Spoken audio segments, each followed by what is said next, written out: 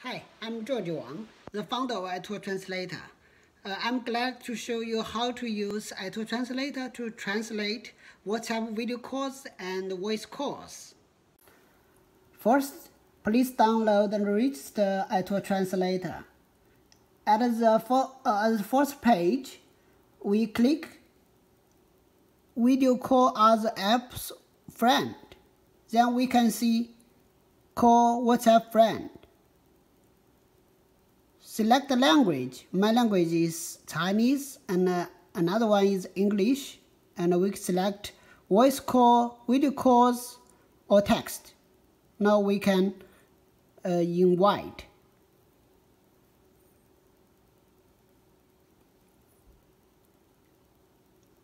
Okay, I can send a message to someone. Then we can get it back. And when she clicks on the link, we can make a video call. 早上好，今天天气真好。